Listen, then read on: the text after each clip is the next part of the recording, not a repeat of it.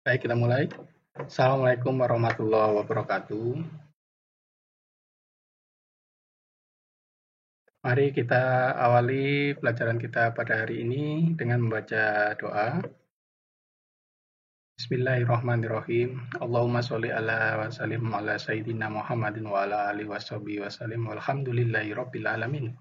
Allahumma yaman wa fi muhit wa yaman wa fi majri munir wa yaman wa fi lutfi sarif ya hannam ya mannam akrimna bin nuhri wa fahmi wa agrisna min dulumati wahmi warzuqna fahman nabiyyin wa khifdul mursalin wa ala mukarramin bi rahmatika ya arhamar rahimin wa sallallahu ala sayyidina Muhammadin wa ala alihi washabihi wasallam walhamdulillahi rabbil alamin amin ya rabbal alamin.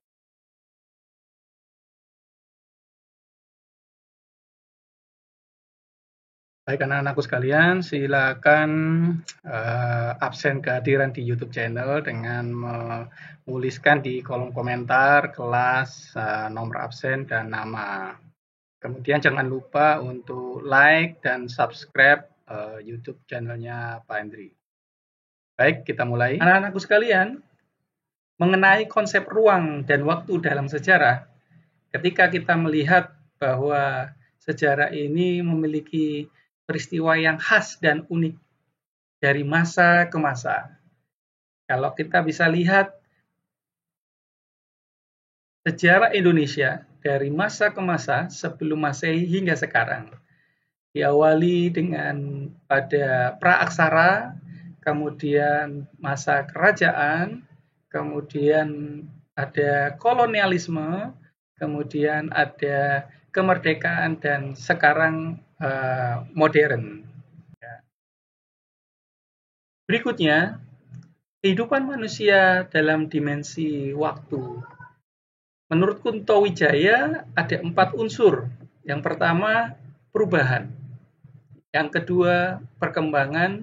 Yang ketiga, pengulangan. Yang keempat, kesinambungan. Ketika di dalam unsur perubahan dan perkembangan, ini mengalami dinamika yang pada awal untuk perkembangan sejarah. Kemudian di unsur pengulangan dan kesinambungan ini adalah pasca dinamika dalam kehidupan manusia. Sehingga konsep waktu di dalam sejarah ini terdiri atas 4 unsur. Terkait dengan konsep kronologis sejarah, ya, anak-anakku sekalian, kita bisa melihat bahwa ketika kronologis, peristiwa ini harus disusun berdasarkan urutan waktu dan kejadian. Yang pertama adalah pembentukan BPUPKI. Kemudian kunjungan tokoh bangsa Indonesia ke Dalat. Kemudian ada peristiwa Rengas Dengklok. Kemudian baru ada peristiwa Indonesia Merdeka. Ini adalah konsep kronologis yang disusun berdasarkan urutan waktu proses. Nah, sehingga tidak mungkin ketika suatu konsep sejarah itu hilang. Nah, ketika hilang ini maka ada yang miss. Nah, ketika ada miss maka ada peristiwa yang hilang yang tidak bisa diketahui oleh sejarah. Berikutnya adalah konsep diakronik. Jadi setiap perkembangan sejarah itu hadir dalam peristiwa tunggal dan pasti memiliki hubungan peristiwa dengan peristiwa sebelumnya. Nah, mengutamakan memanjangnya dimensi waktu. Kalau kita lihat dari sejarah bangsa Korea, ini pasti kalau kita lihat Korea Selatan sekarang, itu tidak lepas dari perpecahan antara Korea Utara dan Korea Selatan. Sebelum ada bangsa Korea terpecah, maka ada juga dinasti Joseon ketika zaman tradisional. Nah, maka peristiwa bangsa Korea ini tidak terlepas dari masa lalu hingga masa sekarang. Ini yang dikenal dengan konsep diakronik. Berikutnya adalah konsep sinkronik. Ketika ilmu sejarah bersentuhan dengan ilmu-ilmu sosial yang lain, seperti geografi, sosiologi, ekonomi, politik, ini tidak hanya memanjang dalam waktu, tetapi juga meluas dalam ruang, menyebabkan sejarah menjadi kaya. Ketika kita bisa melihat sejarah bangsa kita Indonesia, ya, dari zaman pra merdeka, merdeka hingga sekarang, ketika dikaitkan dengan pembangunan, maka Indonesia akan membuka lembaran sejarah baru. Sebuah negara yang berkembang, sebuah negara yang akan menuju kemajuan. Nah, inilah yang disebut dengan konsep sinkronik yang bersentuhan dengan ilmu-ilmu yang lain. Berikutnya adalah konsep kausalitas atau sebab akibat. Ketika peristiwa sejarah ini ada sebab umum dan sebab khusus, maka general causes ini adalah penyebab secara umum yang terjadi. Ketika kita melihat bangsa kita ini, kenapa bisa merdeka? Ada sebab umum yang kita bisa lihat peristiwa-peristiwa di dalam sejarah. Mengapa Indonesia bisa merdeka? Ya.